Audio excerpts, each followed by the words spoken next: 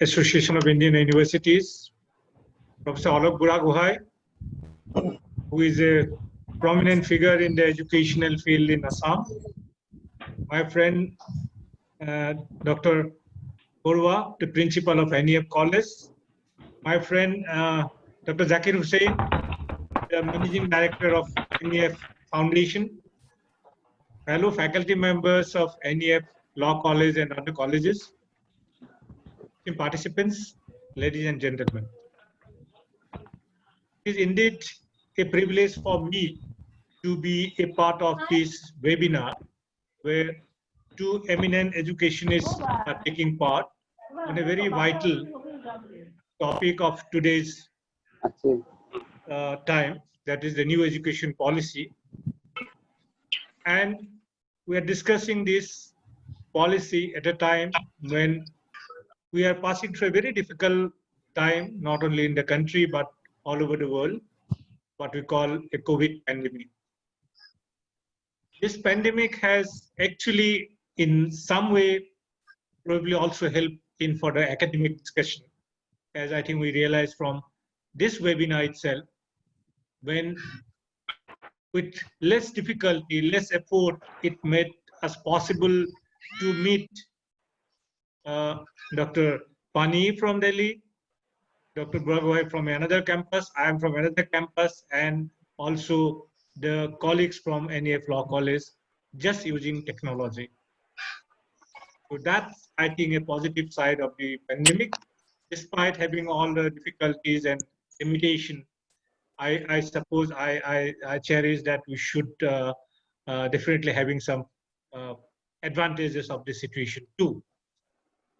Now, while adopting the policies, new education policy, this has been discussed, it has been announced by various quarters, government, educationists, stakeholders, legal experts, students, and also general public. And various opinions have been expressed. Some are little critical about it. Some are 100% endorsing the new education policy. And I think when you discuss the new education policy, I suppose we have to discuss the policy which has been adopted by the government of India recently, to be discussed in the context of the historical evolution of the education policies of our country. Be it we call colonial time, that's Wood's dispatch, and the independence time, starting from the Radhakrishnan Commission till the Kothari Commission, and the new education policy of 80s and 90s. Now, this policy we have been discussing is coming up in the country for after almost 35 years. Though it is said that many things have changed in the world, has changed. We call sometimes that world has become a global village, for good or for bad. If you talk about pandemic, the corona, it is bad, because when you have not a local village, you are not have less chances of infection. When you have a global village, it is easy chance of infections. And whatever may be, it has become a global village. And now when you have a new education policy, definitely it takes into account all the new faces of the new world. Now, ever since the policy was adopted by the government of India, there has been plenty of discussions, review of the policy by educationists, media persons, legal experts, general public, and it appears that there's an unanimous view about the new education policy that is going to make a paradigm shift in the Indian education system.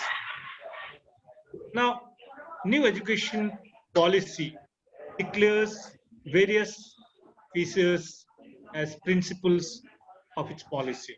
It talks about flexibility in the learning trajectory and the program. It talks about the hard separation between the science, arts, curricular and extracurricular. It talks about a multidisciplinary approach. It talks about emphasizing more of conceptual learning than on rote learning. It talks about removing the overemphasis in the final examination to a regular formative assessment of learning, etc. So there are plenty of principles which actually needs to be discussed and has to be emphasized. The most important, I think, the recommendation and the aspects of the policy is it had recommended and proposed a structural change in the Indian education system. Full education has been proposed from our known 10+2 to 5+3+3+4. And higher education is in totally different one with a 4-year undergraduate program, modular undergraduate program, and the abolition of the age-old affiliating system of the universities. Now, this particular system, it's a gift of our colonial power, British, which has gifted us the affiliating system, where a university having hundreds of colleges, they have gifted us the so-called lecture bazaar in the colleges. And in that, against that, the new education policy proposed that the abolition of the affiliating system and establishment of the autonomous college, research-based universities, teaching-based universities, and all kinds. Now, there are the other points which actually probably I think the today's experts will show light. I just would like to highlight few which are not necessarily of my opinion. Now, broadly welcoming the recommendation of the new education policy by the majority of stakeholders, there are few quarters amongst the stakeholders who also express their concerns and apprehension.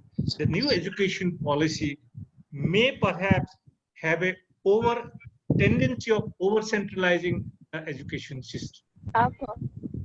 Now, it also says, they also argue that it also tends to ignore the federal structure of the Indian system. And they argue, since Indian society is a pluralistic society, Indian governing system is a federalistic system, we also have to take into account these aspects while declaring a national education policy. There are also apprehension that new education policies sometimes perhaps may have a tendency to forget that education is a subject in the concurrent list of the Indian Constitution. Some quarters also express their views. The new education policy probably encourage the privatization of the education system and also further fragmentize the education system as a whole. Some quarters also have apprehensions about the three-language formula is proposed, and there are various aspects, and also there are some corners which have also apprehension that if you do not, if you remove teaching of English from the school, may create problem for our children. So there are various arguments in support and the critique of the education policy. And I think when discussing this thing, we should also throw some light to this thing. I believe that Dr. PANI, Professor Guragohe will definitely throw light on these issues. And with this, I once again thank the organizer for inviting me to this webinar and giving me a chance to share my ideas. In fact, I'll not speak because if I speak, I think you are all waiting to listen to our main speaker.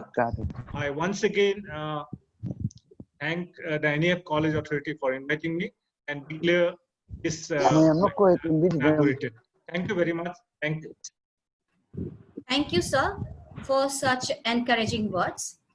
It's a request to all the participants. I have seen some of the participants are still not muting their microphones. It's a request, humble request from the organizing committee of the webinar.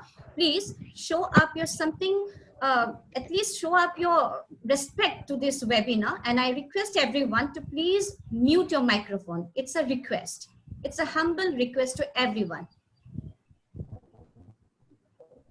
Now, I welcome Dr. Korobi Burman, coordinator of the IQSC, to provide her brief note on the topic of national education policy.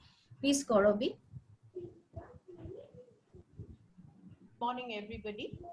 Firstly, I welcome everyone to this national webinar on National Education Policy 2020 Roadmap for Heralding the Educational Reforms in the country. We have stalwarts from different platforms who would be putting their valued observations.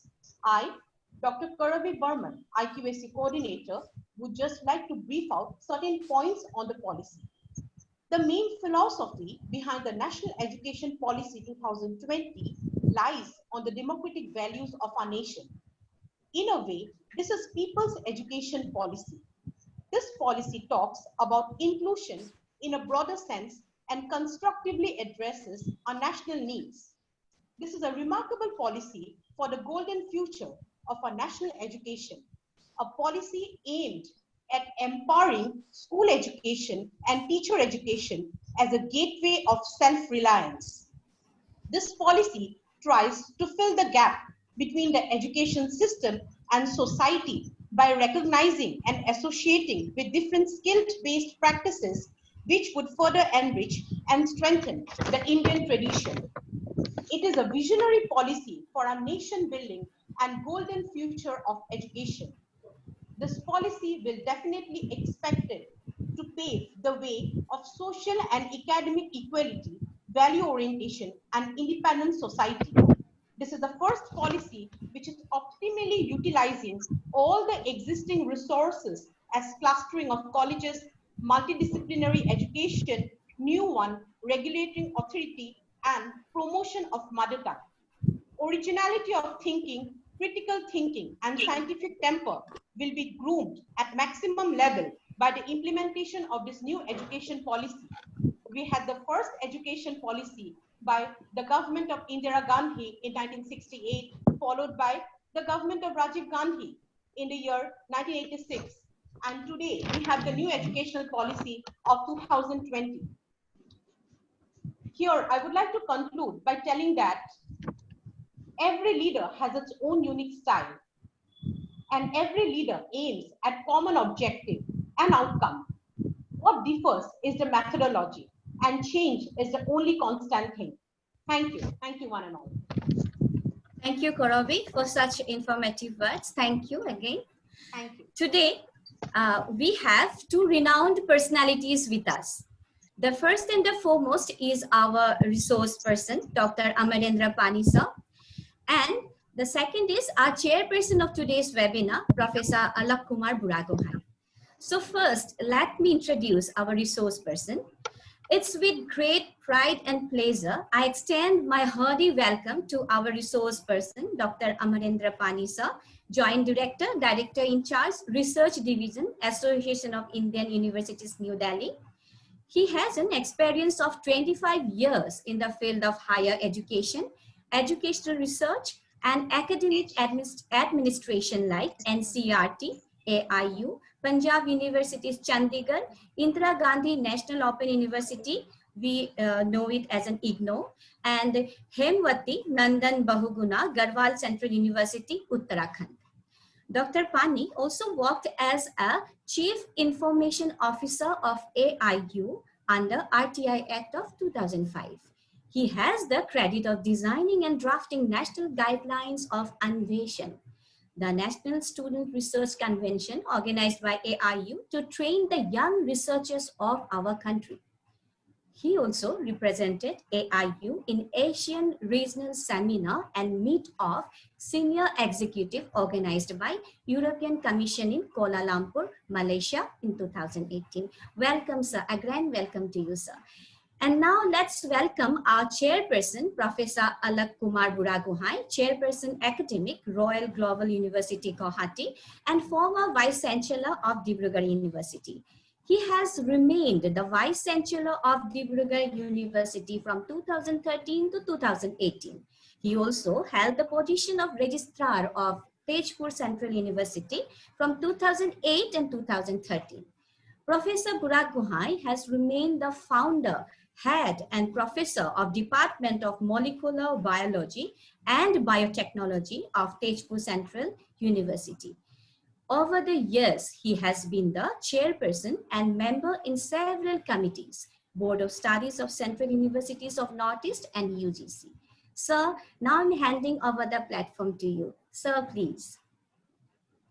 Thank you, Dr. Hema, for your kind introduction. Now, assuming the responsibility of the chairperson of the webinar, may I call upon Madam Joyita Rajkwai, am I right? The co-host, and also... Excuse me, sir. Now you have to call up our resource person to grace the occasion. Yeah, that's true. But then still, let me introduce the co-host, Joyita Rajkwai. Okay, sir. Okay, and also sir. call upon the two reporters, Sharmistha Das and Farheen Warsi, to kindly take up their assignment as reporters of the webinar. So, esteemed Vice Chancellor Kondap Kumar Das, my good friend Dr. Bhuvan Barua, the principal of the NEF Law College, very dear friend Dr. AMARENDRA PANI, other distinguished participants, very distinguished colleagues from NEF Law College, the faculty members, the students and research scholars. So this is a very important topic because the nationwide, I think this National and New Educational Policy, after it was approved by the Government of India in the last week of July, I think it has really excited the entire nation, because never before in the history of independent India, such an extensive and comprehensive policy on education has been brought forth. And by far, this is one of the largest policy documents ever been produced by any committee formed by the Government of India towards bringing up policy initiatives on an important sector like education. There are quite a few radical changes that we will be discussing that are included in this national policy. There are changes in terms of academic structure, there are changes in terms of pedagogy, there are changes in terms of research emphasis, there are changes in terms of organization of infrastructures, there are emphasis in terms of the governance structure of the whole higher education sector. Even the very name of the ministry has been changed from MHRD, Ministry of Human Resource Development, to the Ministry of Education for the first time. So these are radical changes. This has got far-reaching implications, and other imperatives are there associated with this policy for its implementation. And there is a nationwide debate now and discussion as to how to chart a road, or chart a roadmap for the way forward. So today we are meeting here under the aegis of the NEF Law College, Guwahati, for a discussion on the same, with the same objective of charting a path, a way forward for implementing effectively the new national education policy. So once again, I welcome Dr. AMARENDRA PANI. He has given us his valuable time, and we are good old friends for so many years now, and almost every month we interact with each other, and it is nice to be with Dr. AMARENDRA PANI again. Very studious, very scholarly person, and a fantastic human being. And his wife, Dr. Rama PANI, is also a very senior responsible officer in the AIU. I think she has come back from MHRD to AIU now. She was briefly in MHRD also. With this, may I once again welcome and request Dr. AMARENDRA PANI to make his presentation. Over to Dr. AMARENDRA PANI. Thank you. Thank you, sir. Thank you very much. I extend a very good morning and welcome to all our delegates, participants in this event.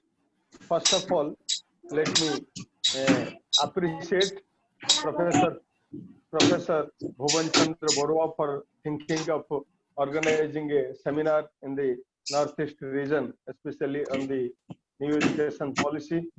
So, Professor Borua, Professor Alok Buragohai, the eminent educationist and former Vice Chancellor of Dibrugarh University, who has really brought a metamorphic change in the Dibrugarh University landscape. I have a great sense of appreciation and respect for him. And Professor Kandarp Kumar Das, Honorable Vice Chancellor of Krishnakant Hardig State Open University. Dr. Hema Gogoi.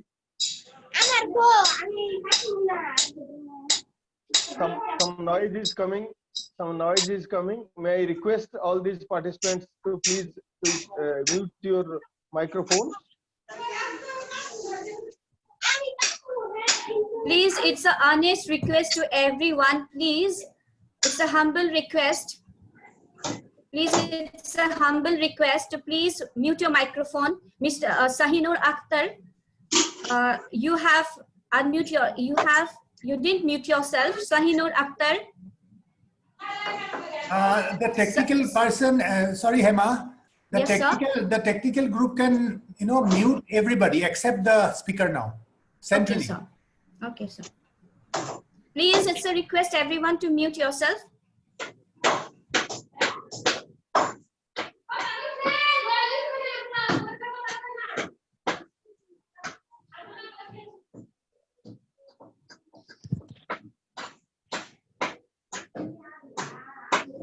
Shall we continue? Actually, some hammering sound is coming out.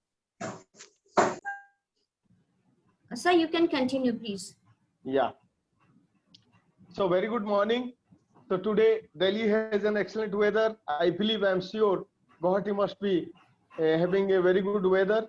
And in fact, this is a very right time, probably. This is the most appropriate time to put on our thinking caps and to ponder over the dimensions, various dimensions of the new education policy 2020 and its effect that this policy has been framed. This policy has come to us after 34 long years and lots of changes has taken place. Much water has been gone under the bridge, and as very aptly said by Professor Kandarp Kumar Das, Professor Alok Buragohai, and Dr. Bhuvan Chandra Borua also, that lots of change has happened over the time. And really we needed very seriously the revision of our the last education policy, which was given to us in 1986, National Policy on Education, and before that 1964-66, this Kothari Commission, and there are other policies also. And before getting into the business I have been given to concentrate and focus upon the new education policy, as I believe many of the points in the brief discourses of our eminent speakers previous to me, they have already highlighted some of the significant and major points and that has been given in the new education policy, and that is certainly going to pave the way for a new India, and it is going to transform the educational landscape of the country. And I have very least sense of doubt about that. And before that, as Professor Alok Buragohai said, we must think it in a scholarly framework. So before going to speak something about the new education policy, first of all, let me share a few thoughts of mine.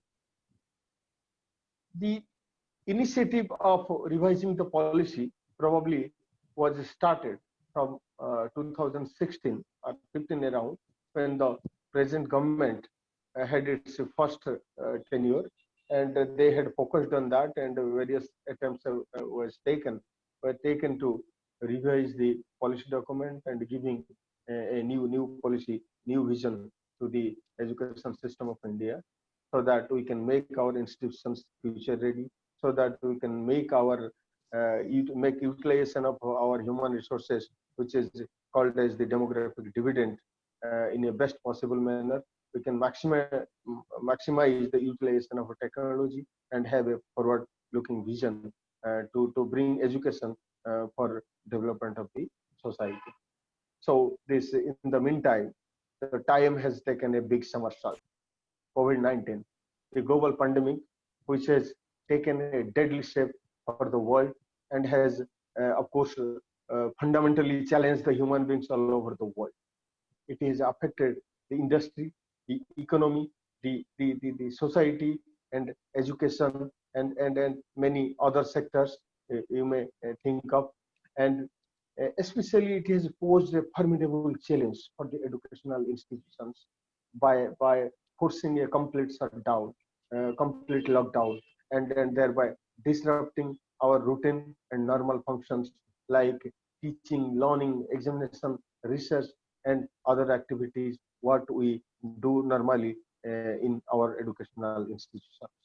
The situation has given us a crisis, and this crisis has certainly come in such a crucial time when the examination of the universities were scheduled, and people were preparing for admission, re-admission, and pursuing the higher courses. So many important activities we were engaged in, they have been completely disrupted, and I believe it is probably not a normal crisis. It is not a crisis of the time. It is rather a civilizational crisis if you think it in broader spectrum and broader sense. This crisis of a global pandemic has posed triple challenges for the universities, for the higher education institutions. The first one is to resume their normal functioning and continue their normal activities of teaching, learning, examination, and research, so as to minimize the academic loss of the students.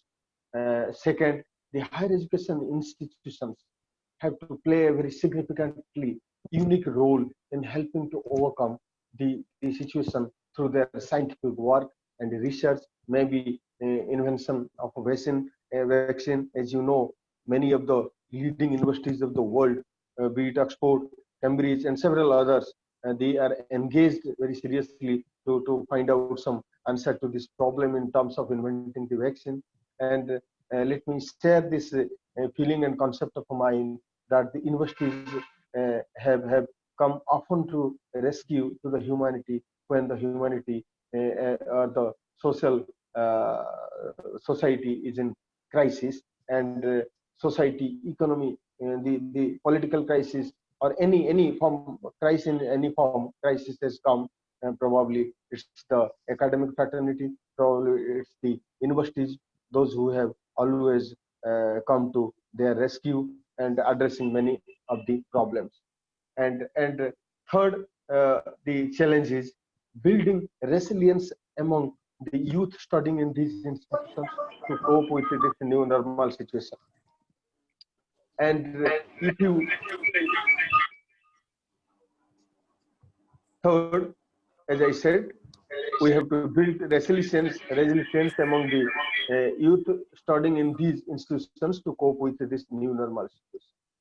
But in the whole arena of discussion, whatever is being discussed today, webinar, seminar, everything, a particular word is coming out. Even it is used by three of my previous esteemed respected speakers, Professor Gogoi, Professor Das, and Dr. Bora, and that is a new normal situation.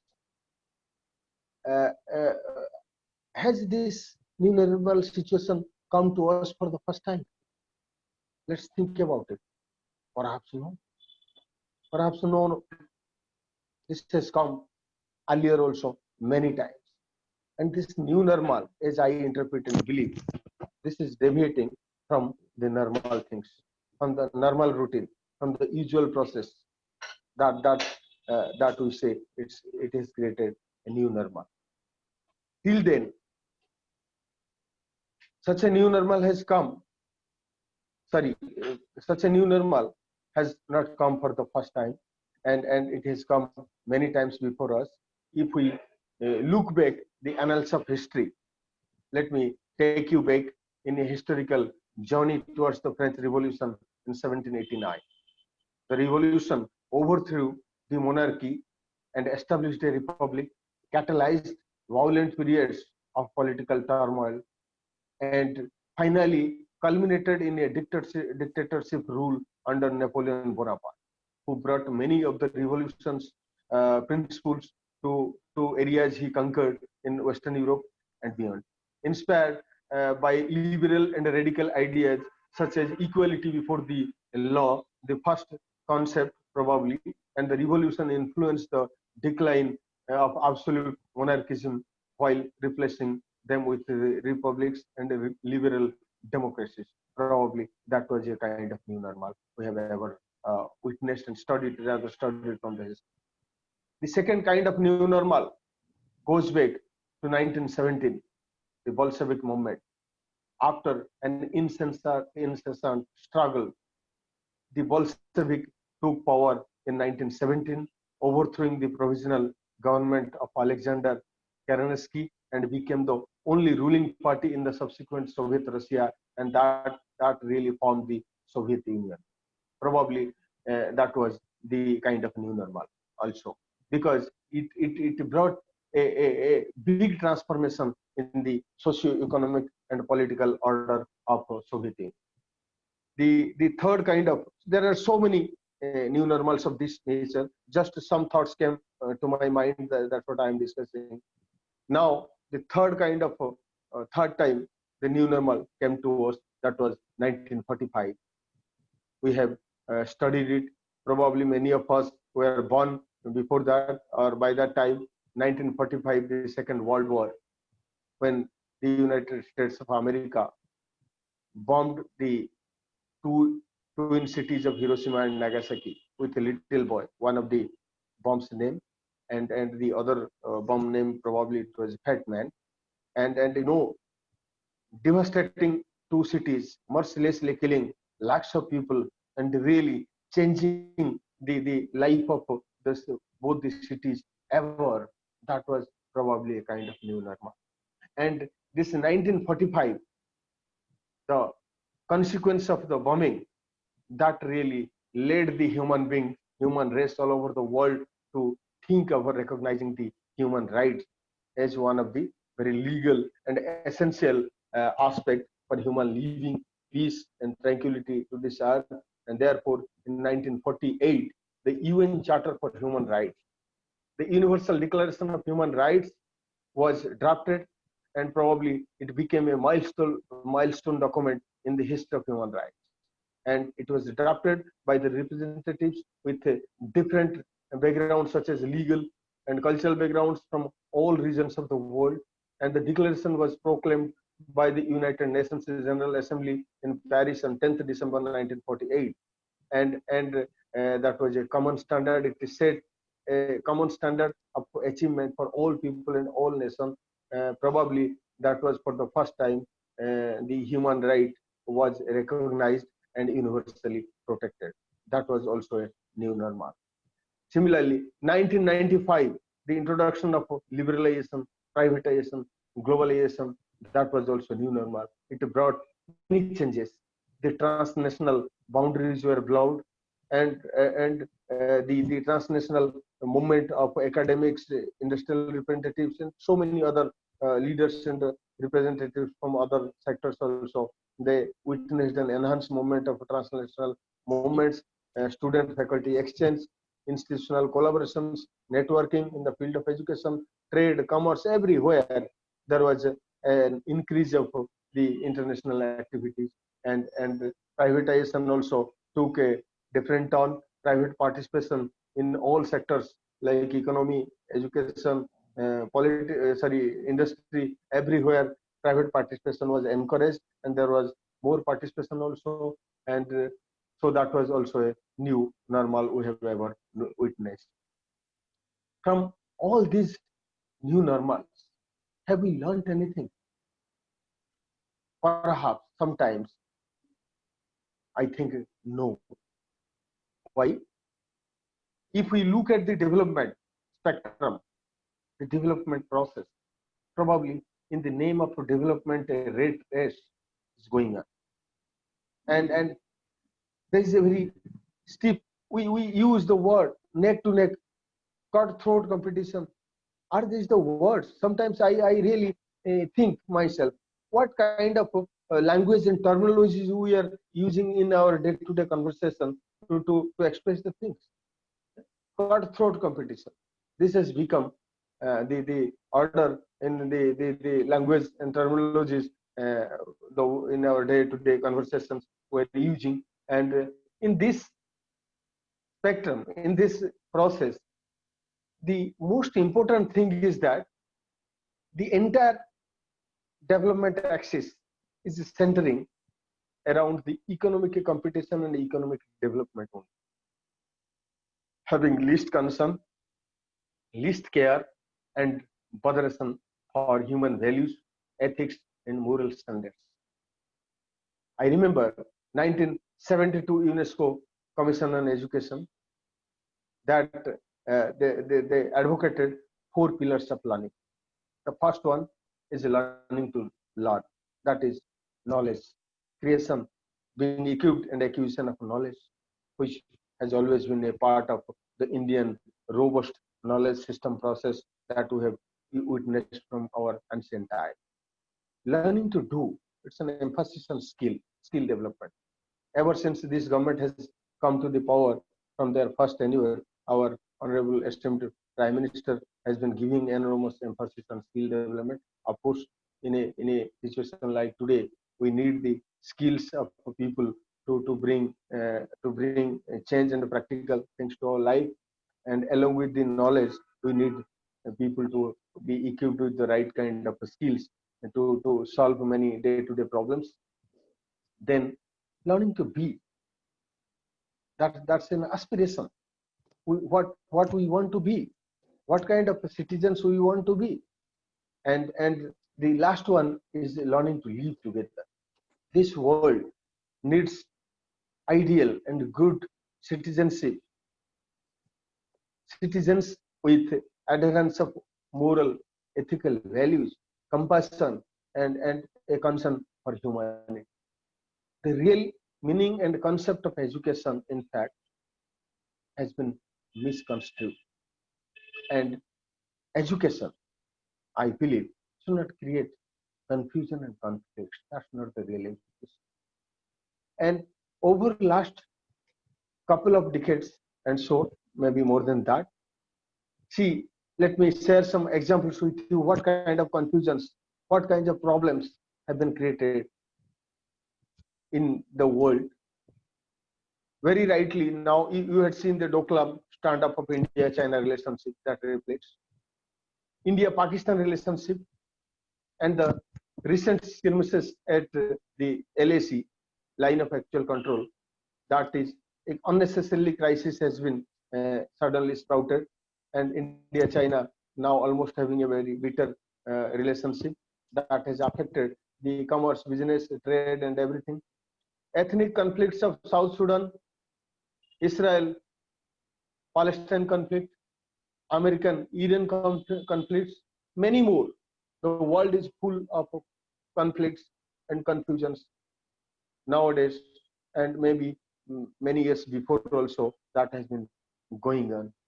And these conflicts, education has a primary role.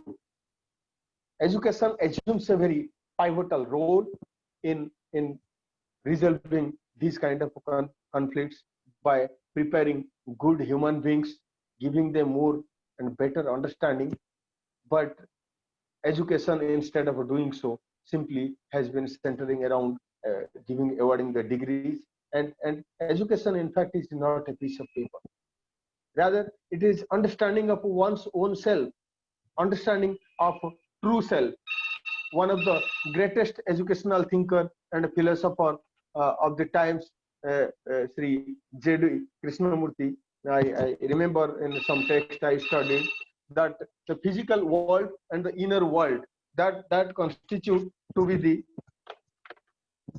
the complete world of an individual, and we must be having some delegates from the philosophy background, we call it the theory of epistemology and metaphysics. Theory of knowledge, and the metaphysics means the nature of ultimate reality. Now, the life is the mix of both the inner world and the outer world. Both are inexplicably and intricately linked with each other, and one is not complete without the other. Today, our physical world is afflicted with misery, anxiety, confusion, social violence, racial violence, segmentism, divisive forces, parochialism, and all such of ills now. And this physical world is afflicted with, and our inner self, or the inner world, is also remaining in a on state of in an unrest state. And I believe this is really a paradoxical situation, and many of these ills can be cured by education only. On one hand, we call upon creating a harmonious world, ameliorating human living standards, bringing peace, tranquility to the society, and adhering human values, ethical standards. On the other hand, we create confusion, and our education, which is a tool of human transformation, probably has miserably failed to resolve these issues, to address these imbalances are being created. How? Potential disasters are being created. Pandemics are being created. This crisis of corona is certainly not a natural creation. It is a man-made disaster. And by tinkering with the environment, and by disturbing the nature and its the independent and natural flow, we have created many and invited disasters for ourselves. Now the human being is suffering the situation of crisis, and the inner world of human being has been suffering from a disorder. And the inner world is not equipped to maintain the equilibrium, the balance it requires. In the new normal, we need a balance in our both inner and physical world that will equip ourselves, prepare ourselves to respond to the challenges. As we satisfy our hunger, we have to satisfy our psychological and emotional well-being. Change is rapid and passive too. But we are becoming individualistic, self-centered, without an ethics. Let me give you the one form of change in a very practical example. The change and volatileness are so rapid, so vigorous, that an engineering student who is getting admission to a BTech or some degree program in engineering today doesn't know what kind of job skills will he require 4 years down the time, 4 years later, when he completes the degree. Today, the kind of skills we are giving to him, maybe because the change is so fast, may become those skills may become obsolete, irrelevant after 4 years. So we have to keep the change in mind and design our system. And then many of the new recent developments like artificial intelligence, robotics, big data analytics, and Internet of Things, machine learning, and many more has brought a massive change in the educational paradigm. And our educational system needs to be geared to equip to handle these challenges, tackle these challenges. Therefore, we need the concept of devising the curriculum, and their even pedagogy and teacher training, everything. We have to bring certain changes, then only we will be able to run with the time, to keep pace with the time. For that, we need to conceive, that is acquisition of ideas, knowledges, and germination of ideas, then design, implement, and organize. We call it a CDI open school. And friends, let me tell you, today more things are learned outside than in the classroom. Gone are those days when the classroom practice was different, and many of your knowledge, and rather most of our knowledge, we were having in the classroom itself. But today, the world of exposure, the world of science technology, the world of information technology, the world of machines have been so expansive that many of the learnings, most of the learnings of our students of today are being taking place outside the classroom. The entire world now has 1.5 billion students, and these students will cope with the new normal situation. These students will cope up with the leadership. They will provide leadership to the society, industry, economy, polity, and to the educational landscape too. They will add values to life. They will add to experience, and we need to therefore create experience around the content we are now giving to our students in the classrooms. And COVID-19, of course, it has posed some formidable challenges, and as very aptly said by Professor Kandarv Das Sahab, in fact, we have to turn it as an opportunity. And how that opportunity can be turned, we have to think in some newer ways to solve, in fact, turn it as an opportunity. Let me share with you one of the saying of Albert Einstein, who says, the new problems cannot be solved with the old ideas, old skills. We have to think in newer terms to solve the new problem, for which we have to engage our students, we have to engage our faculty, we have to engage our the whole process in transformation, in the change process, and bringing substantial change to the process and cope with the change. We have to engage. This important word is engage ourselves, engage our students, and everything. Now, let me tell you, earlier we have been told, we have studied that basically, first of all, psychologists told that it is the intelligence quotient, IQ. That was the most important aspect for getting success in life, career, and all the achievements and accomplishments. In the later period, some psychologists came, they contested this school of thought, this view. They said no, along with intelligence quotient, the emotional quotient is also equally important.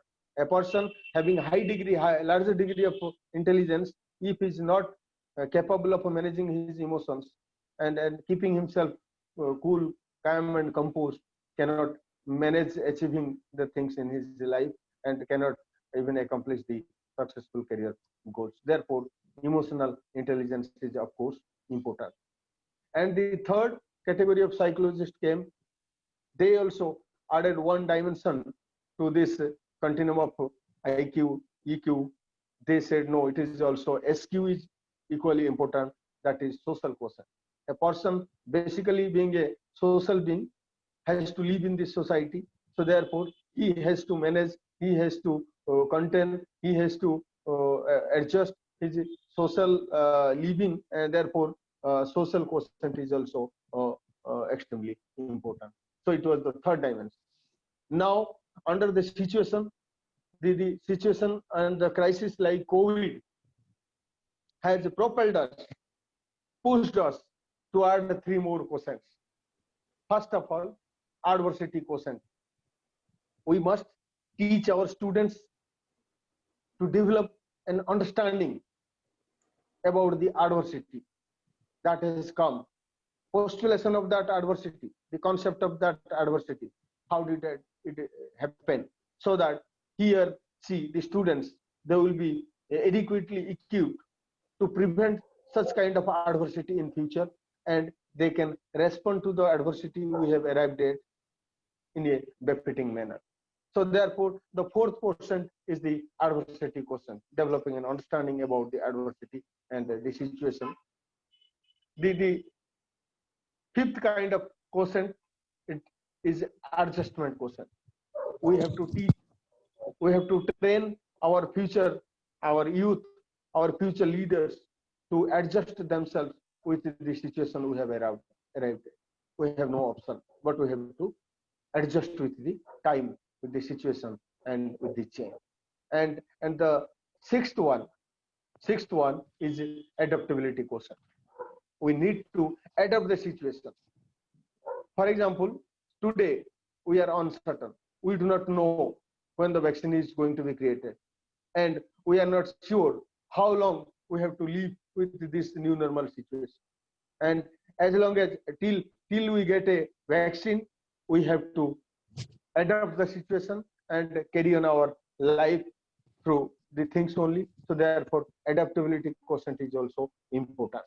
And this needs that we develop enough resilience and resoluteness among our students so that they will be better individual to accept the changes that life brings in before us. And to execute these things, we need to integrate design thinking principles to our curriculum. That is empathy. So far, in many of our text, context, and everywhere, we have taught our children to be sympathetic about the environment, about the animals, about all the creatures in our surrounding. We have to be empathetic now. Empathy is the process of feeling the actual situation, putting our foot in others' shoe. That is what empathy.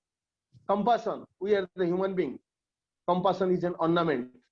It is an inevitable and integral aspect of humanity.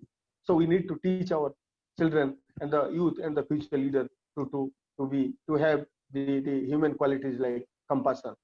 Then ideation, prototype, testing. These are some of the scientific and practical things that we have to integrate our curriculum, and we need to revise. Earlier during our times, many of our senior professors like Gogoi and Professor Das and Professor Barua may be remembering, during our time, these course syllabus changing and curriculum, it was taking place somewhere 10, 15, I don't know, in many of the institutions for past 10, 20 years, they have not revised their syllabus. And I am reminded to share one nice, you can say, joke or something, a practical thing, what was happening in a classroom. A teacher in a classroom was teaching, and he was giving some dictation on some notes, on some theoretical principles and something. So many students were taking note of the things, and one student sitting at the corner was not taking the note. And the teacher called him, "Get up and tell me, why are you not jotting down anything? Why aren't you noting down the things I am saying to you?" And you know, the student replied, "Sir, I don't need it." The teacher asked why. He says, "My father was your student 30 years back." So you can imagine that till 30 years the teacher is teaching with the same note, same things, and he has not brought any change to his pedagogy and the content is transpiring. So we need to revise our syllabus as frequently as possible. And accountability is important. Only we have been talking about autonomy, but accountability has never been given a due importance. And so far as the examination or assessment is concerned, we have been only examining, our examination system has been only focusing upon the knowledge aspect, how much information has been mocked up, how much information has been acquired from the classroom, and the same thing we vomit it out in the examination hall. That's not the real assessment. The assessment has to be wholesome. The assessment of the holistic personality, the attitude, the emotion, the knowledge, skill, everything, it has to be wholesome. And assessment of learning is important. Assessment for learning is important. Assessment as learning important. And student, by all these assessment process, the student must be adequately made prepared, and they must be empowered to take charge of the life. And accountability surely needs to be integrated to our educational system that will address the new normal situation. Having said so, now let me just share with you that I think I have been given 45 minutes probably. So now let me speak something about the major highlights of a new education policy.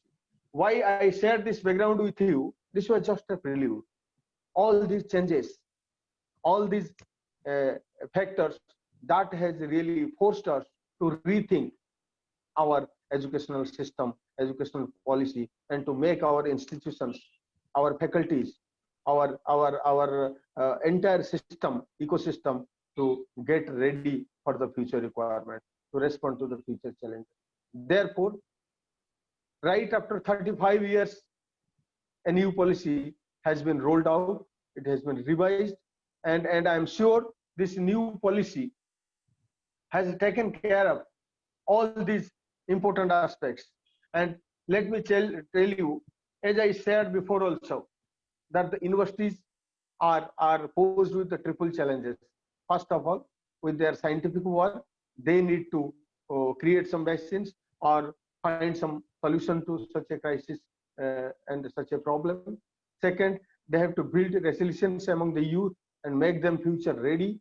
And third thing, they have to make the society aware about the changes and so many other things. And universities are basically, they have been rendering this service to the societies since the since their inception, and the universities are basically the reflections of the society. Universities are the guardians of the humanistic tradition and the socialistic guardians of the humanistic and socialistic tradition of a nation. They carry the burdens of the progress, contribute to peace, and carry forward the legacy of the civilization and human race. And during such grave crisis of global pandemic, universities and other higher education institutions need to change with the changing requirement of the society and give dynamic leadership also. Indian education system carries forward its colonial legacy, as have been very aptly said by my previous speakers. Even in all our previous policies, the footprint of colonial legacy are witnessed. It requires certainly a change. The higher education landscape is undergoing itself a very rapid change, and the time has come for that change also to be undertaken in our policy documents. And we have to make our institutions future ready. We have to equip our human resources to adequately respond to the future needs. India, basically a country which is having a very ancient, robust knowledge tradition, but we had lost that glory. Now again, an attempt through this policy document, as I have studied, as I have interacted with many people, those who have been instrumental in designing this policy, even directly with Dr. Kasturirangan, because we very recently organized a roundtable on NEP and its implementation of strategy. And before this NEP was revised and drafted also, there were probably this NEP is the result of the large scale consultative meetings, consultations. And such a large scale consultation meeting, I don't think has ever taken place in any place of the world to revise such kind of policies. It started from Gram Sabha to the parliament, from the stakeholders to the vice chancellors level persons, institution everywhere. Large number of consultative meetings were held on several aspects. Then only the policy emerged. And in the policy, very candid and clear reference has been given regarding the age-old tradition on the knowledge of India and its lost glory, and it has been quite re-emphasized that this policy, if given if it can be executed and implemented in a time-bound manner, is surely going to bring back the regain India its lost glory. New education policy has enormous potential to build new India by making it truly a knowledge society. The NEP has envisioned to address the multifaceted issues in higher education in India in the context of bringing to a level playing field with the higher education system across the globe. The NEP has very consciously recognized the complex and tacit challenges of Indian higher education system with a larger degree of clarity, integrity, and candidness.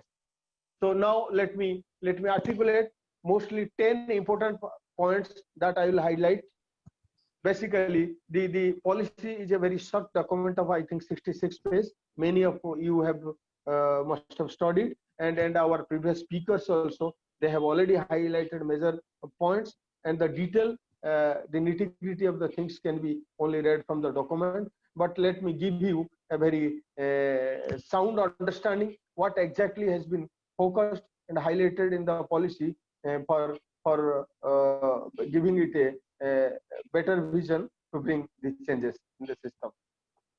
First of all, the quality university and colleges.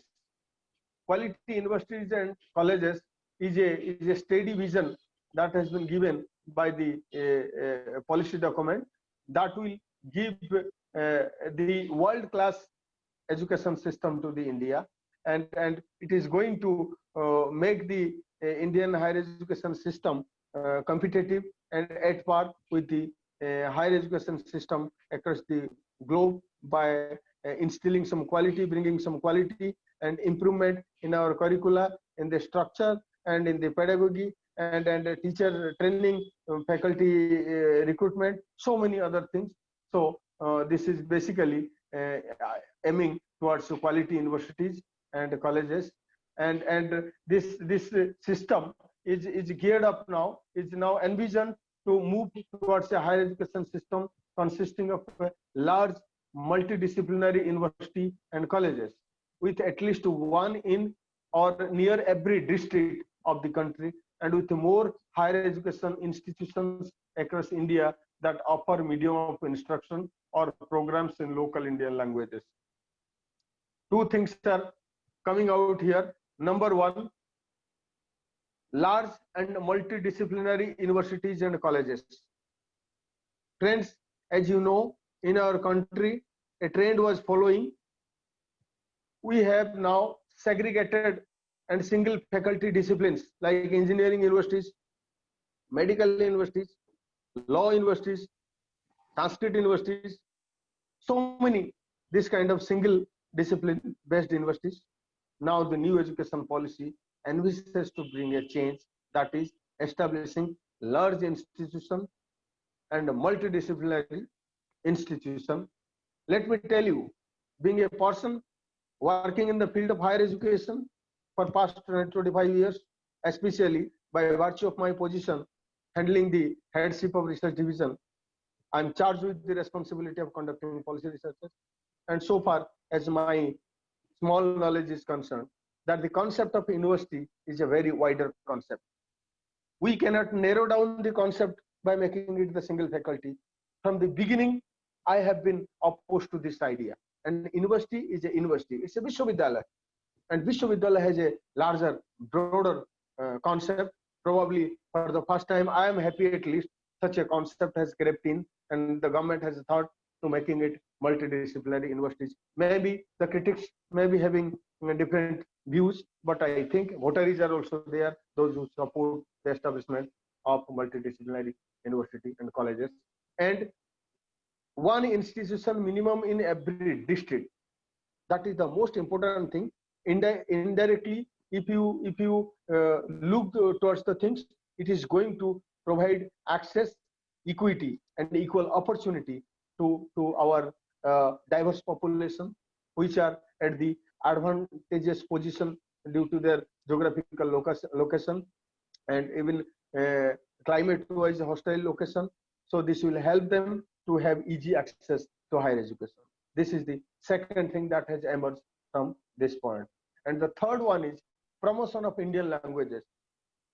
Many of you must be knowing, just I am reminding you, that 236 of Indian languages we have lost in the last 30 to 40 years, maybe 50 years around. And they were the treasure trove of our knowledge system. They are the treasure trove of our traditions, cultures we have been practicing since time immemorial. Now this is a time to revive those languages, dialects, and they add beauty to our cultural aspects of our country. So I'm sure this is also a very good thing that has been done by the new policy. Then, as has been said, multidisciplinary system or education will be imparted starting from undergraduate, that the lower portion of the entry point of the higher education system till the PhD. So disciplinary things will be there subject. Then revamping curriculum, pedagogy, assessment, and student support for enhanced student experience. Here, let me tell you, there was a time during our time, because many things we are compelled to match the system we have undergone, the kind of environment we have got during our schooling, college, and university things, and today what we are seeing, the present status of the institutions, pedagogy, curriculum, and everything. Let me tell you, during our time, it was only education was only a single polar activity. Whatever given by the teachers, we were supposed to take it. There is no other option out. Other option was not available. So it was only whatever teacher was transpiring, we were supposed to receive it. That's all. And today, this system is moving towards more of a student-centric education. The student has to, the learner has to decide what exactly he or she needs, and that is to be imparted by the teacher, and the curriculum has to be framed in that manner. So therefore, revamping, there is a major shift, rather a paradigm shift of revamping the curriculum, pedagogy, procedure of assessment. Let me tell you, during our time only there was annual examination system. Once at the end of the year, we used to sit for examination, 3 hours, 5 questions. Each question was given 20 marks. Suppose during the time of examination, if someone is not keeping well, there are some other kind of issues are there, then the person was probably not appearing the examination. He used to lose the entire session, entire end. Today that system is not there. And you know the new concepts like walk-in admission, on-demand examination, that kind of flexibility has been practiced by some of the institutions. At any given point of time, you can approach any educational institutions that I am interested for this program, this course. Please give me opportunity for enrolling it, getting admission to the course, and you can have that opportunity. We are not privileged enough to have that opportunity during our time.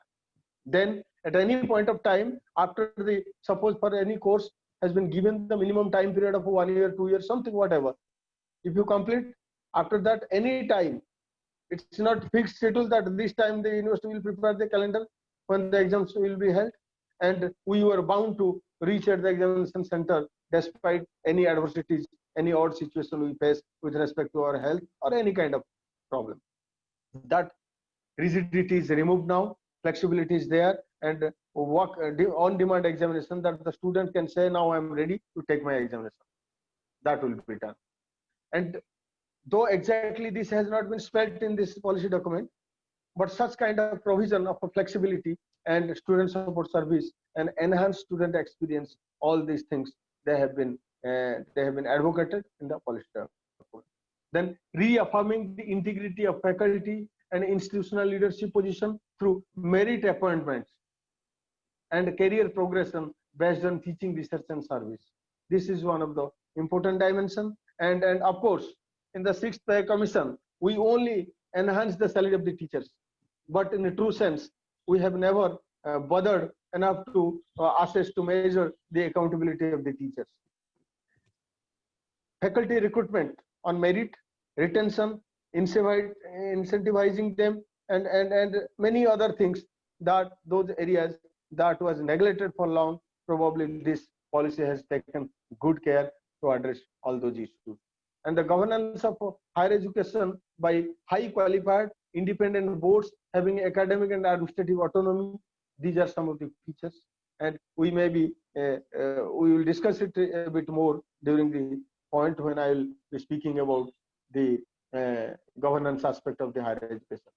And the regulation system, Indian higher education regulation has been always subject to vehement criticism, that we are over-regulated, less governed, and haphazardly managed. So this aspect, every now and then in the zonal meetings, both our honorable vice chancellors, Professor Buragohe and Professor Kandav Das, they must have definitely encountered this issue during the meeting they attend at the zonal vice chancellor level or the annual general meeting of the vice chancellors. often this has been this regulation and the cursing, literally cursing the regulatory bodies has become the order of the day. So that aspect has been taken care of by the new policy, new education policy, and particularly they have mentioned a phrase: the regulation is to be light but tight. There will be no scope for any manipulation, but at the same time it will be simplified, very right, not posing complexities. And this has to be by a single regulator of higher education. Maybe it has been in fact proposed that the Higher Education Commission of India, HECI, will be established, UGC, and it will subsume UGC and AICT functions. And the most important aspect is that the entire regulatory architecture is proposed to be overhauled by giving a new shape to the regulatory bodies, those who have been redundant, obsolete, and irrelevant, and they will be made as the standard setting bodies. This is one important aspect, and access and equity has given due priority. Institutional restructuring and consolidation, as said, multidisciplinary and liberal education, the focus has been given on liberal arts, social science, and humanities as a part of interdisciplinary higher education system. Friends, बड़ी दुख होता है, let me speak a little bit also in Hindi, बड़ी दुख होता है आज जब हम देखते हैं +2 पास करते ही हमारी पेरेंट्स इतनी दबाव डालना चालू कर देते हैं बच्चों के ऊपर. All of them, they are eyeing to go for IITs, and all of them, they are going for the science, technology, medical science, pharmacy, management, computer science, all these courses. Today, the social science, humanities, liberal arts, जो बंदा बनाता है, that makes the human being, that chants the human mind, steers the human mind and intellect to be good human beings and live in this on this earth. Aspect that has been neglected. And I'm sure all of you will be agreed that the step taken, the policy that has really delineated in the document that has envisioned to enhance and to give more focus this liberal art and this social science that should get a due place in the educational curricula and among other disciplines of the universities. This is a most important aspect I really appreciate. And the high quality teaching, research, community engagement, all these things have been highlighted. See, the definition of university, as I said, will allow a spectrum of institutions that range from those that place equal emphasis on teaching and research. We have now 3 tier of institutions have been suggested. See, earlier, Europe, America, and many other countries, they were having the concept of research universities, right? But here in India, mostly because we have brought forward our colonial legacy and instilled, pulled it into our education system. Therefore, our institutions have become teaching dominant. Most of the education institutions, higher education institutions, are not getting their due place in the world ranking. The reason is that all the parameters of the world ranking system, they are research dominant parameters, and our institutions are teaching dominant institutions. This is one of the major lacuna, major shortfall that prevents the higher education institutions to figure out in the world ranking of the top 100, 200, whatever you say.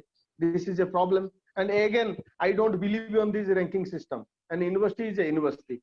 We have good institutions, mediocre institutions, but when we do this ranking business, some kind of a commercialism is being pushed into them, and without getting into the real issues, without emphasizing on the quality, the universities are joining to the rat race of only showcasing the things so that they can come under the. Now there are agencies, they are helping the universities only preparing their documents, giving the fictitious data to occupy a place in the ranking.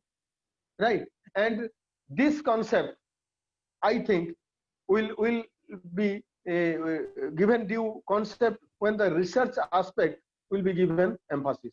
And now the policy document has suggested research intensive universities, those that place greater emphasis on teaching, emphasis on research, but still they will be conducting teaching. It's not like that there will be no teaching, but significant importance will be given on research.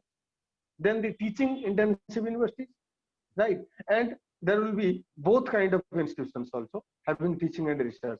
As I understand, but I have to clarify whether actually earlier there were 3-tier system, but there was opposition that only research universities may not be a good idea. So they were thinking to make it two tiers of institution, that research having some teaching aspect and only teaching universities without research. So there were two kinds of institutions probably, but at the initial stage, 3-tier system was given. And autonomous degree granting colleges, earlier the colleges were not empowered to give the degrees. Therefore, in India, affiliating the large number of affiliated colleges is a big problem for the universities. Let me tell you my experience when I was in Gadwal University. Gadwal University is a central university. In 2009, it was converted into a central university. Earlier, it was a state university of Uttarakhand. And when our Kapil Sibal Sahab was there, and 14 central universities were established, and say 3 or 4. One is Guru Ghasidas University, Sagar, and one is Bilaspur, the one university Bilaspur, and the other one is the Srinagar, Uttarakhand, Gadwal Vishwavidyalaya. These 3 universities were converted to central universities. These universities were earlier the affiliating universities. And Gadwal University itself was having more than 200 affiliated colleges and more than 3 lakh students that were sparsely scattered here and there throughout the hilly regions of Uttarakhand. It was very difficult for us to maintain the examination schedule and conducting the exams in different places where we take at least 1.5 days to reach because of hostile climate and this difficult mountain regions, all those things. So this kind of affiliated system, because of the reason, one thing, the colleges, they were not empowered to give the degrees. Now a proposal has been given by the new education policy that most of the colleges will be made degree awarding institutions, granting them the graded autonomy in a phased manner, and stepwise mechanism for granting the graded autonomy of these colleges through a transparent system and accreditation will be there. Colleges will be encouraged, mentored, supported, and incentivized to gradually attain the minimum benchmark required for each level of accreditation. And regulatory reforms and breaking through the private-public debate. See, for a long period of time, though private sector has been existing in India and they have done very good work. Let me give you one example. Tata Institute of Social Science, TISS, Tata Institute of Fundamental Research, BITS Pilani, BITS Ranchi, and there are several others. By virtue of their long tradition in teaching and research, many of these institutions where the deemed university status were given to them, and they have been doing it significantly better, and as compared to even relatively to the public universities also, they were doing better.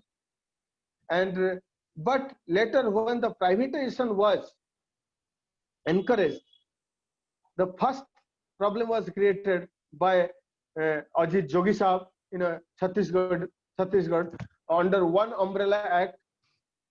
126-25 universities were established, which is a contradiction to the status and dignity and sanctity of a university, because the university has to be established under a single act.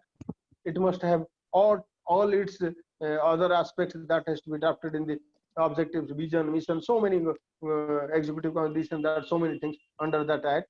And deviating from that normal procedure and standard, Jogi Sahab under one umbrella act allowed 125 private universities to be established. That led to rampant commercialism, manipulation, and it became only money-making industry.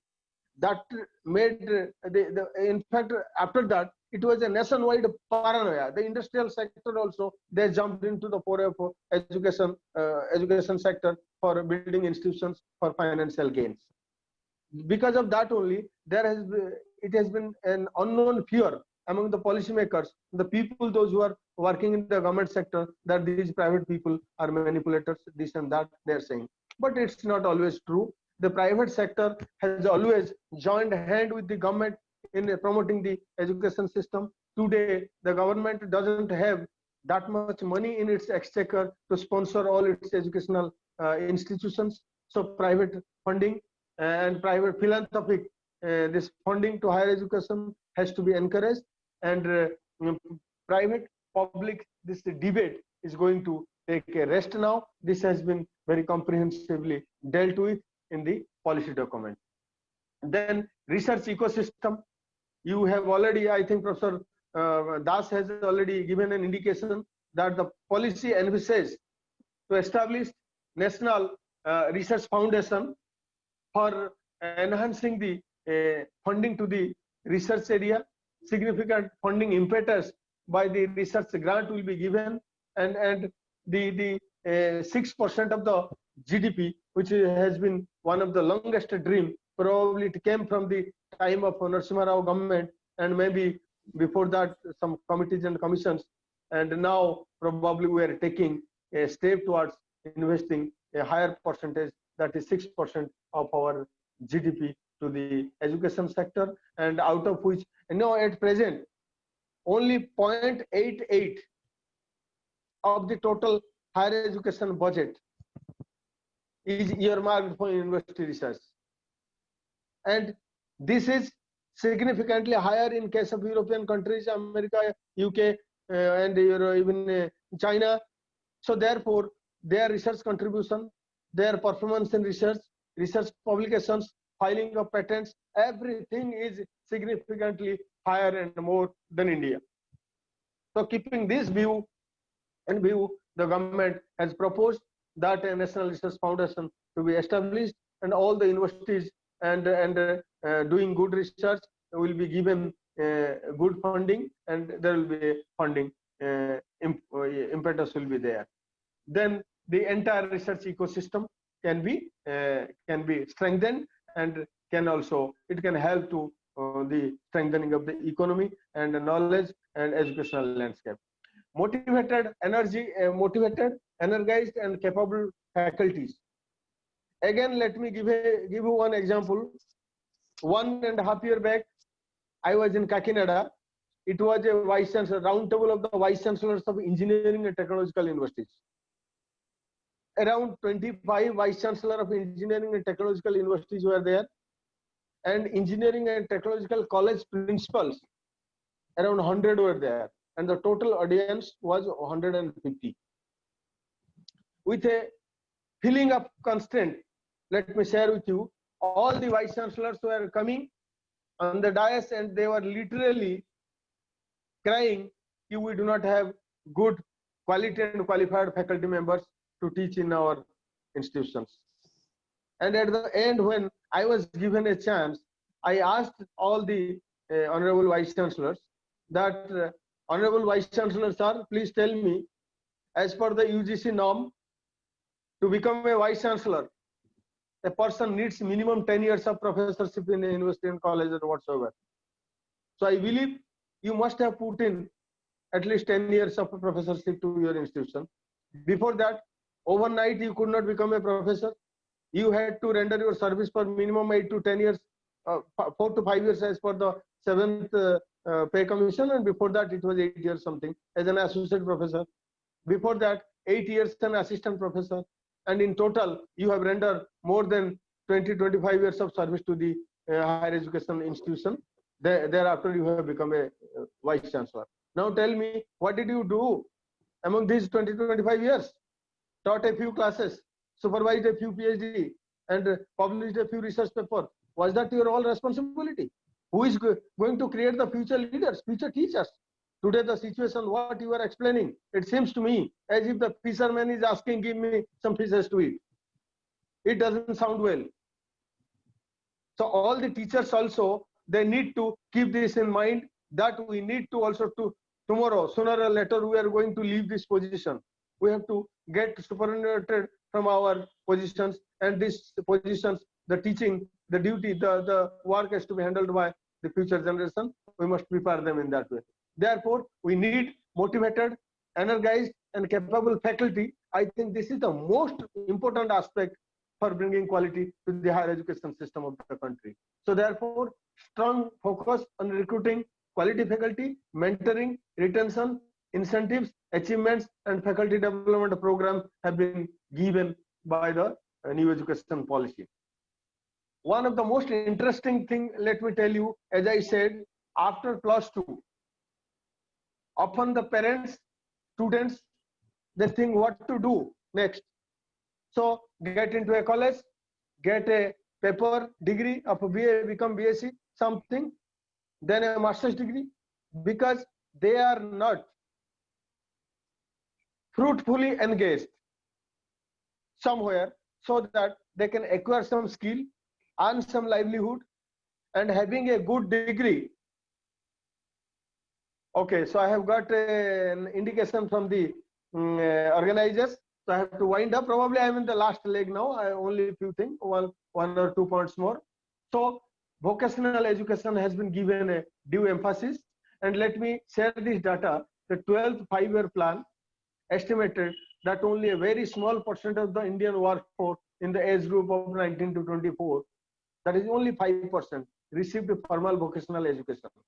Whereas in countries like USA, the number is 52%. In Germany, it is 75%. And South Korea, it is as high as 96%. So this policy has taken due care that by the year 2025, at least 55% of the learners will have exposure to vocational education. That will pave the way for giving them some skills so that they will not opt for only the white collar jobs. Similarly, some changes, some modifications has been envisioned to be brought in governance and leadership. And as already sporadically discussed, not at length, academic freedom for designing their own curriculum and deciding their own pedagogy, and then the examination system, everything that has been also advocated. Institutional autonomy has been given priority. Public funding and private philanthropy, I have focused some lights. And another most important aspect is internationalization. A proposal has been given to invite 100 top-ranking world institutions of higher education to establish their campuses in India.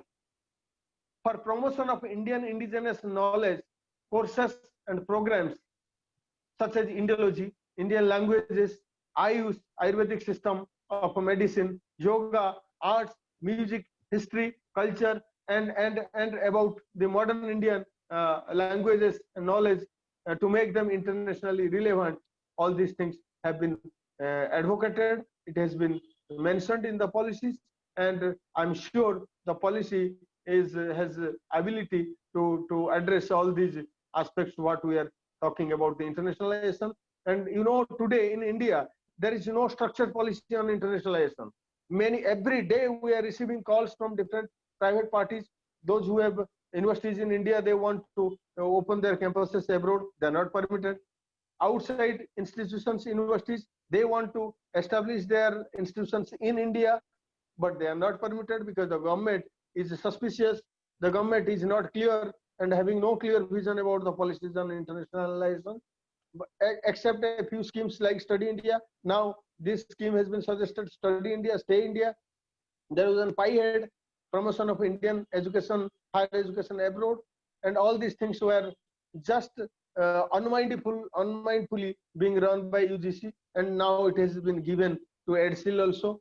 So this kind of things. Now internationalization is going to get an impetus. An international student office at each higher education institution hosting foreign students will be set up to coordinate all matters relating to welcoming and supporting the students arriving from abroad. Research and teaching collaboration, faculty-student exchanges with high-quality foreign institutions will be facilitated. and relevant mutually beneficial MOUs are going to be signed with the institutions of foreign countries. High performing Indian universities will be encouraged to set up campuses in other countries, and similarly selected universities, those from among the top 100 institutions, as I said, they will also be invited to open their campuses in India. A legislative framework facilitating such entry will be put in place, and such universities will be given special dispensation regarding regulatory governance and content norms on par with the other autonomous institutions of India. And one important thing I forgot to tell you, multiple entry and multiple exit. There will be credit banks. Earlier, two most important point, please just sir, it would be better if you yourself ask the question. Okay. So I would be asking better. I would expect my audience to ask me questions. I would be happy to reply them. But before that, let me say this: multiple entry, multiple exit. Suppose a student goes for the 3-year, now 4-year graduation program has been proposed. In case of 4 years, suppose the first year student, after 1 year, he has some other business or he could not continue, he will get a diploma. Then if you continue for 2 years, he may get a first certificate, diploma, degree. Such kind of hierarchy of degrees has been given, and this provision has been created. It was not there during our time. And multiple entry and multiple exit. So you can carry those academic credits. Earlier, the one session, suppose you didn't complete the entire session for 3-year duration. So the years were going lost. It was not being counted. Now today they have, in this policy, they have made provision that even 1 year, 2 year, 3 year, whatever, anytime you can have entry with your credits accumulated, and we can also have multiple exit at any time of the course. You can also leave a part. And apart from that, multiple entry and multiple exit, there is combination. During आज को 10 साल पहले कोई engineering student सिर्फ engineering ही subject ले सकता था. There was no provision for taking, suppose any engineering student is also a human being. He may be having some aptitude, interest in fine arts, singing, music, dancing, or anything else. But during our time, it was not allowed. That flexibility has been created. Now, आप engineering subject, science subject, और any subject के साथ जो पहले odd माना जाता था, अब वो subjects सब allowed है. आप वो combination ले सकते हैं. So probably I have overshot the time. It's I have got quite late. So at the end, I don't know whether I have done justice or not to the things I was invited for. But anyway, to end my session, I belong to a Vedic system. So with a fine sloka, I will Vedic sloka from Rigveda. I will end my speech. Nalini dalagata jalamapi taralam, tabata janamati atisaya chapalam. Nalini dalagata jalamapi taralam, tabata janamati atisaya chapalam. Chanopi sangati sajanne reka, bhavati bhavannave tarane nauka. Let me translate only 2 to 3 sentences. एक कमल की पत्ता, हिंदी में बोलने से इसकी खूबसूरती रहेगा, नहीं तो अंग्रेजी में इसका रियल ट्रांसलेशन नहीं हो पाता है. एक कमल की पत्ता एक तालाब में, एक नदी में, कहीं पर भी पानी के ऊपर फ्लोट कर रहा है और हिल रहा है, और उस पे एक मोती जैसे छोटा सा बबल ऑफ वाटर, पानी का एक बूंद, वो भी हिल रहा है. The life of that bubble of water is so volatile, so fragile. At any given point of time, it may drop into the water and the life ends there. ऐसे ही मनुष्य की जीवन, मनुष्य का मति चल संचल, चल चपल है. ऐसे में कुछ ज्ञानी गुणी, the galaxy of intellectual and a congregation of scholars के साथ अगर कुछ क्षण बिताया जाए, तो वो ये ज्ञान रूपक सागर, the ocean of knowledge को पार करने में एक छोटा सा नाव जैसे मददगार साबित होता है. इन्हीं शब्दों के साथ मैं अपनी वाणी को विराम देना चाहूंगा. बहुत बहुत धन्यवाद. Thank you so much and Jai Hind. Thank you, Dr. Pani. Thank you so much for your beautiful discourse. Now, I will ask the organizer, what is next? So next is your speech, sir. I think so give a brief note on the I am left with a very little ground now, because he has very extensively covered Yes, sir. But then in quick 5 minutes, 7 minutes, let me give Sir, a I have, perspective. in fact, I encroached upon your time. Probably, I really, my No, apologies. that's good. You have done my job easy, sir. My job has Thank become you. very easy now. Anyway, yes. Yes, sir. Yes, sir. Hema, Yes, sir. Yes, sir.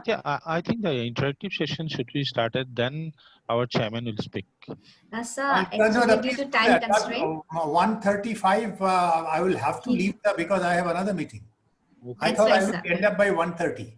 Yes, sir. Right. Okay, sir, you can continue, sir. So, Kikoru, Sabarua, shall I continue? Yes, no, yes, you should continue. Yes. Sir, Please please, you continue. speak, sir. You speak, sir. Because I'm keeping some other people waiting for me. I don't want to do that. So anyway, see the new national education policy which has come into force. Now the challenge is how to implement it effectively. Dr. Pani had very elaborately had said he made a very broad historical, he drew a very broad historical reference also, because he says that in this COVID time, pandemic time, we all talking about new normal, but the new normal could also be, extended. The meaning of new normal can also be extended to various other situations which call for different orientations in our conduct, in our attitude, in our behavior, in our strategy. So he started with the French Revolution, went through the Bolshevik Revolution, came to the Second World War, post Hiroshima, what had happened, human rights, etc., beautifully, and now the pandemic, and of course, in the same line with that, what he wanted to say is that this new national education policy is such a radically different and epoch-making, policy document that to get into this for its implementation will be also like getting into a new normal. I think because of the radical changes that have been proposed in this new national education policy. Very briefly, he has covered almost every aspect of it very beautifully. Dr. Pani, I am so very thankful to you. But then just to recap what you said, I would like to draw the attention of the distinguished participants to two broad things which will enable us to understand and appreciate what are there in this very long policy document, as has been elaborated by Dr. Pani. One is we have to remember, we have to take note of the vision with which the Kasturi Rangan Commission has worked on developing this policy document. What was their vision? And secondly, what was the perspective, or what is the perspective which really called for a new national education policy? As has been mentioned, that already we have in the free independent India, we had started with the first officially accepted policy, education policy by Kothari Commission way back in 1966. That was there for many, many years, 20 years. 1986, we had the second officially accepted, approved education policy, which was subjected to change certain in 1992. And now we have in 2020, we have the latest educational the policy document of the Government of India for the whole country, as big as India and as diverse as India. Now, what is the perspective? Why do we need the new education policy? And if we need a new education policy, what was the perspective? And then to meet the requirement in the context of this perspective, what was the vision with which this commission has started working? And we have whatever has been discussed in detail. Now the vision is very clear. The vision, it states that we need to have an education system in the country which will be India-centric and which will enable us for an equitable, sustainable, knowledge-based society. And this is possible through only imparting high-value education, high-quality education to the people. So these are the keywords. We need an India-centric education, first of all. Why India-centric? Because if we can interpret this particular emphasis on India-centric education is the fact that in the face of the knowledge explosion, technological revolution, unprecedented, we have to embrace the new knowledge, we have to embrace the new technology. But having said that, we must not lose sight of the fact that India has a civilizational, heritage of knowledge system. We cannot write off whatever knowledge that we have acquired, we have with us as a heritage of this great Indian civilization. And what is very important in this education system, the knowledge system of the Indian civilization, to my mind, it is the value. It is a highly value-based educational system, knowledge system, whatever you call, and we have to imbibe, we have to incorporate these value systems and the other elements of the knowledge, human knowledge, that is inherent in the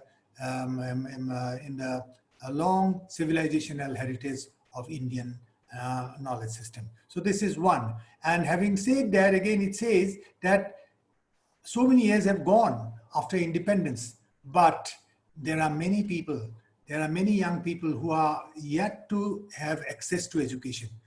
So there's a difference between rich and poor. There are differences between geographical regions, and there are differences of caste, creed, language, so many things which come in the way of extending the facility of education to the children. So this is what is being emphasized by the word equitable. So we have to see that gross enrollment ratio has to be increased. In a free nation, after so many years, 7 decades, more than 7 decades of independence, and our gross enrollment ratio is still very less in comparison to many other countries. So we have to look into this. Education system has to take into account this part. And finally, it says that high quality education will be required on the premise of the India's traditional knowledge system, and we have to see that it is sustainably and equitably incorporated, and our students are ready for the next generation. And that brings us straight we have to remember India-centric knowledge, values, India's languages have been already mentioned by Dr. Pani. So many languages have been there, beautiful language. Each language represents not only just a mode of communication, but each language also has, along with that, a very rich and unique,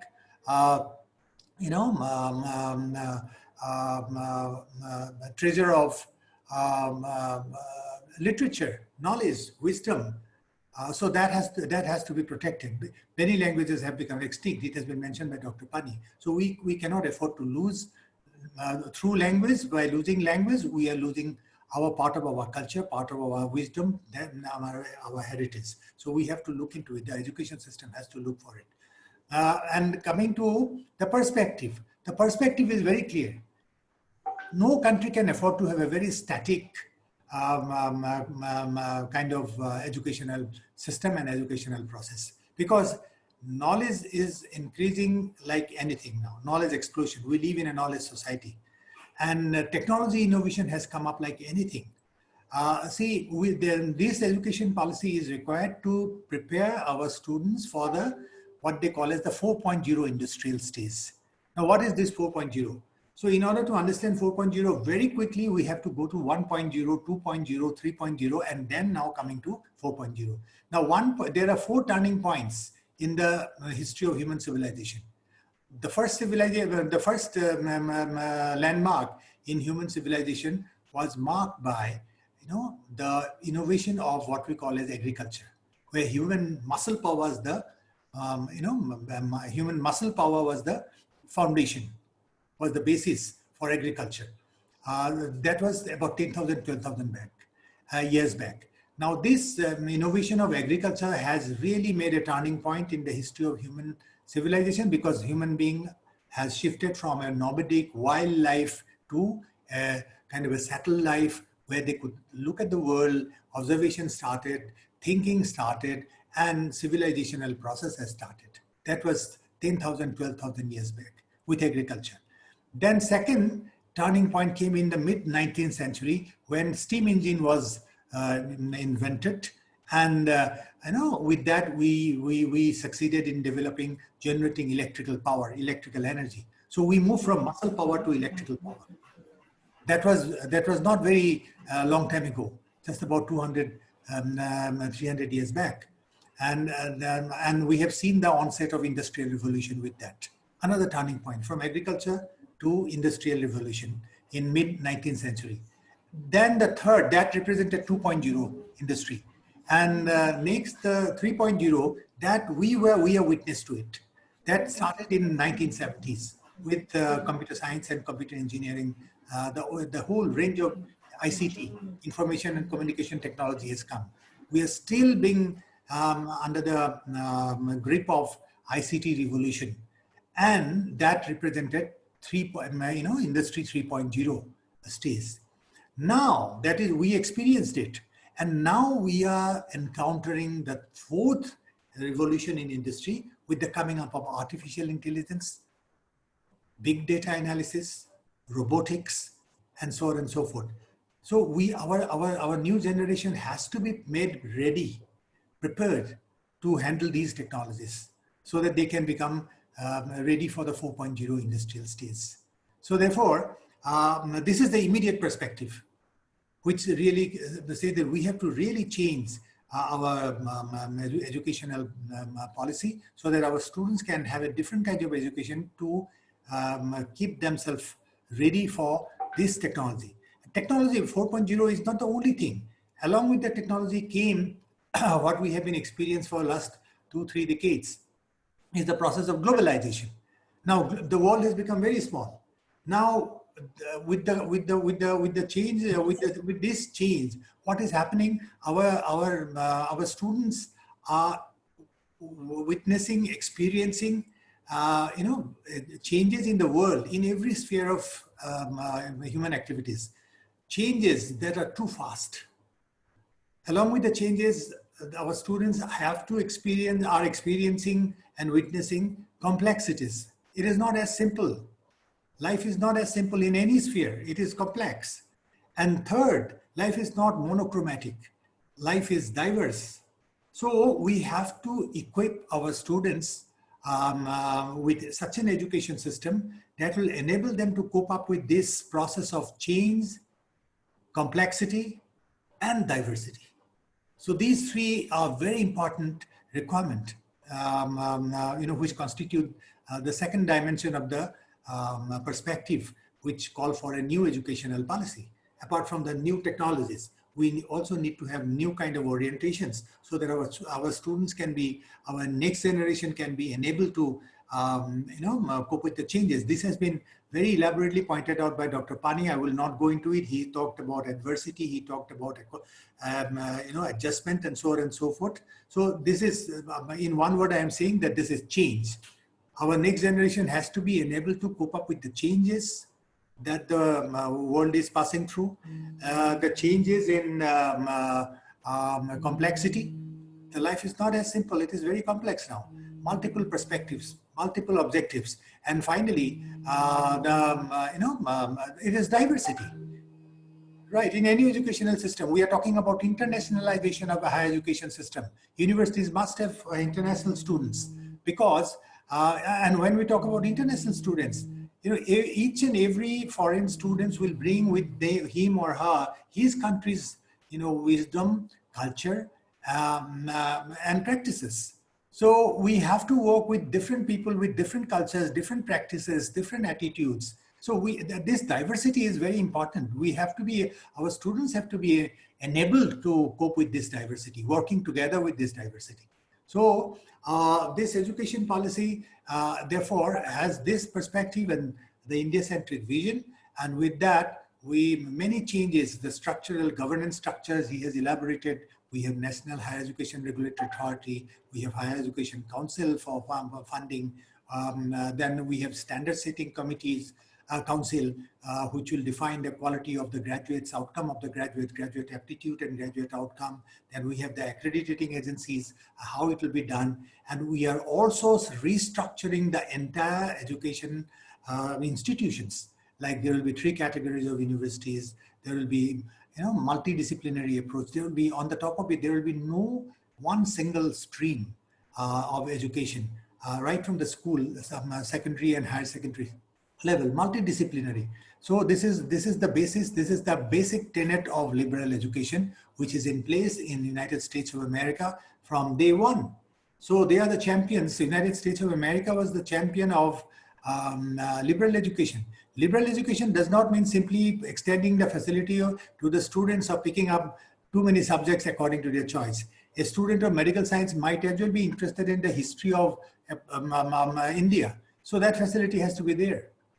Medical science students, the medical science subjects will be the core subjects, and he or she may take a course on Indian history, Indian classical music, aesthetics, design, whatever could be the aptitude or inclination for the students. So this is liberal education does not mean only the facility for this liberty to of the students to pick up any subject he or she wishes to take. Liberal education has a deeper connotation. Liberal education means that education which makes the students really free from the old dogmas, old beliefs, old theories, old hypotheses, so that one's mind becomes very open and receptive to new ideas, new worldviews, and so on, so that he or she with this education, liberal education, can cope with what I have just mentioned, with the rapid changes, complexities, and diversities of the world. But these are all beautiful elements that are embedded and incorporated into the new national education policy. The radical changes are required, mindset has to be changed, and once again, regulatory mechanism will be essential for managing the whole thing, the effective implementation of the new education policy. Money will be important. Money will be required to implement this, but what is very important, as Dr. Pani mentioned, what is of central importance in the implementation of this very novel, I would say remarkably outstanding national education policy is the teachers. The teachers have to be made absolutely professionally trained, equipped, committed with deep dedication and commitment. They will have to transform themselves. We have to transform ourselves. We have to be lifelong learners. So that until and unless we are capable of, coping with the change and diversity and complexity, we cannot enable anyone else, our students, to cope with these changes. The change in research, change in pedagogy, change in governance, change in worldview, change in everything. So it is a very, very large transformative process, and this transformation will not happen over a period of 1 or 2 years. It will take long years, and also it will take concerted effort.